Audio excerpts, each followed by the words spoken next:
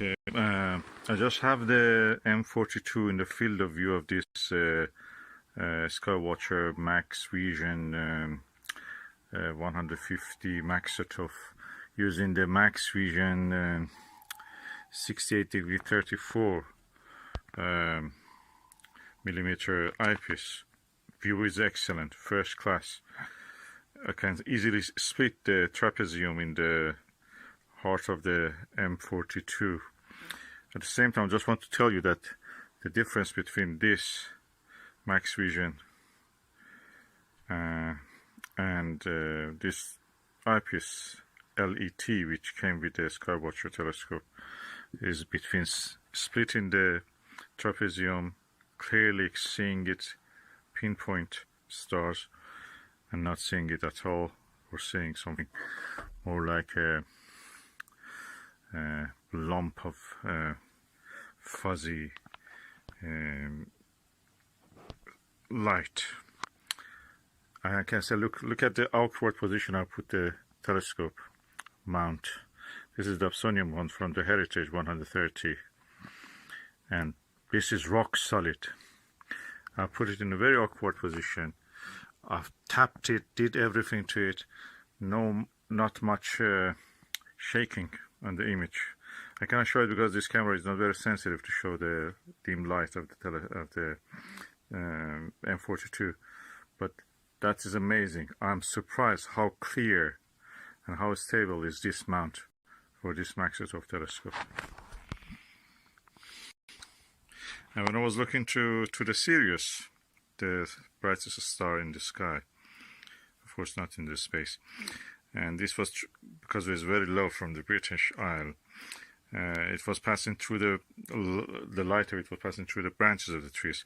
It was like a batten of disc, and as a batten of disc you can use it for focusing, and I exactly used that for this purpose. It was like a batten of disc. I could see the patterns of the star changing according when I reached the focus or went a little out of the focus and then back into the focus. That was amazing. And I can say this is a beautiful, you can use it for visual astronomy, the Maksutov one, with this eyepiece, wide angle eyepiece. I mean later, because this version can use the corrector reducer for the Schmidt-Cassegrains. I may just use this for here, before the optical train here, in the between the mirror and the optical train, and see if I can actually make the camera more wide angle than what it is. We will see if I can do that. I may not be able, it may not work, but let's hope. This is a SkyWatcher SkyMax 150 millimeter Maksutov telescope. It's around 7 kilograms with the diagonal eyepiece and finder. This finder I've added of my own, and it's a right angle finder, so easy to look at. But the problem with this telescope, and everywhere I have seen, is that they say that it needs a very robust, heavier mount like EQ5 or above.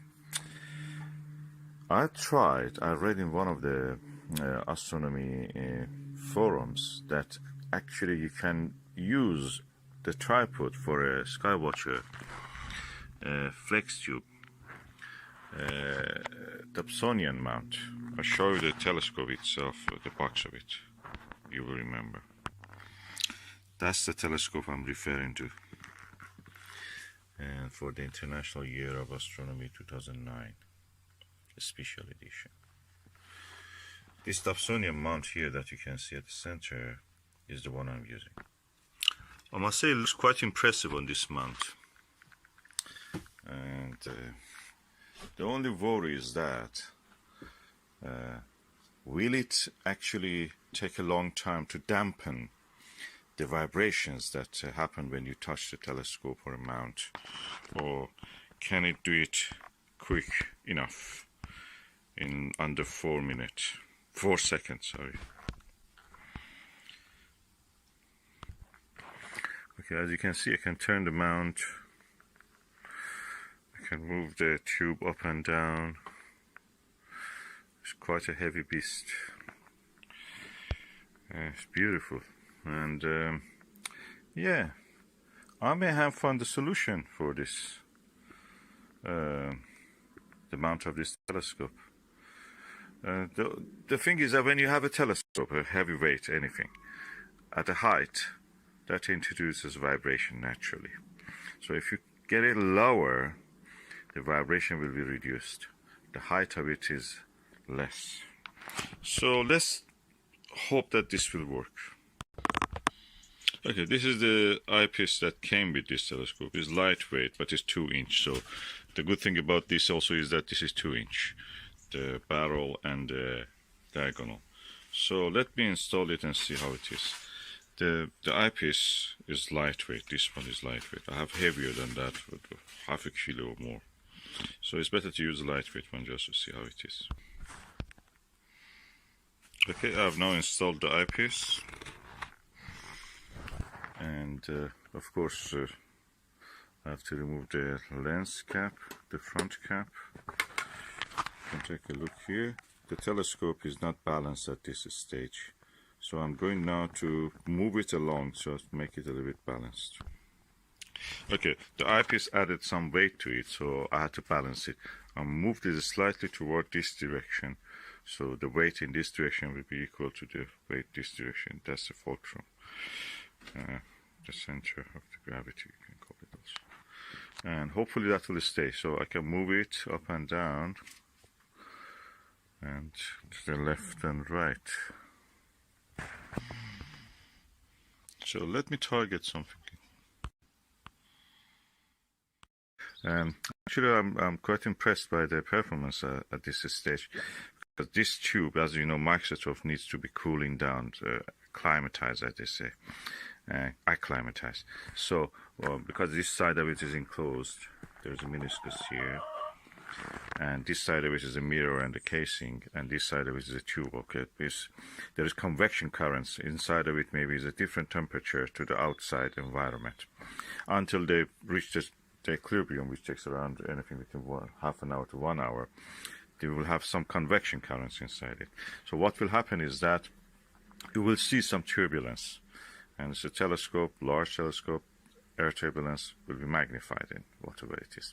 So you have to let it cool down. But for the short period of time that I was able to actually video this, I was impressed. The vibrations you saw is not because of the vibration in the telescope's currents, but my hands shaking, moving, because this is a very not very wide angle lens, as you can see.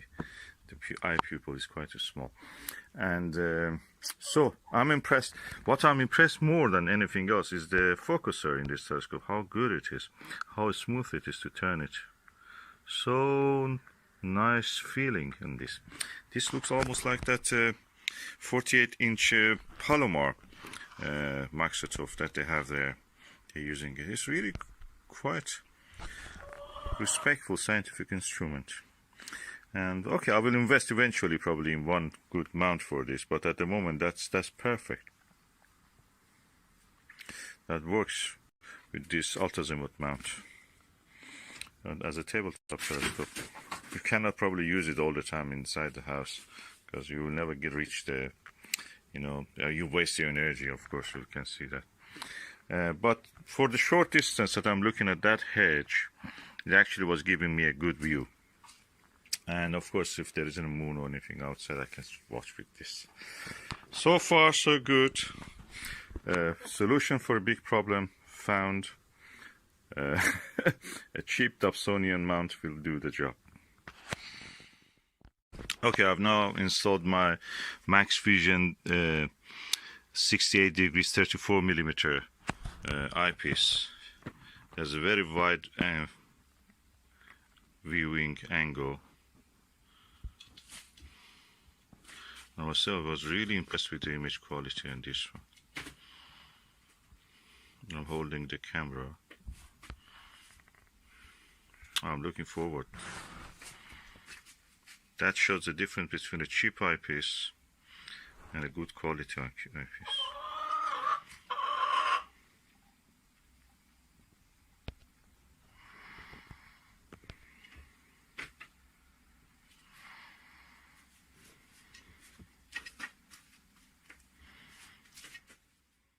think I will use the max vision with this. It goes better, it gives a better result. Looks heavier, adds at least half a kilo to the weight. But what the heck, that's a good telescope, needs good eyepiece. The telescope is as good as its eyepiece and mount and optical and collimation and everything else. It's a mad hobby. And as an extra measure, I lowered the tube so it will not touch but just be close enough to the bottom of the base of the Dobsonian mount. We will see how it will all done. So far so good.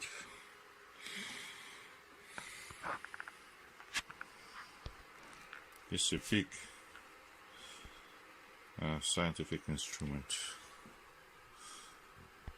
Let's see what's written. Telescope. Oh, it's reverse.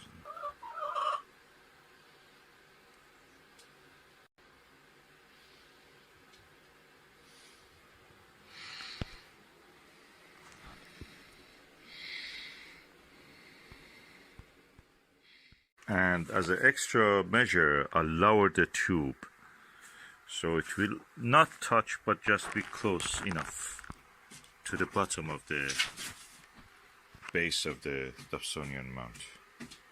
We will see how it will all done. So far so good.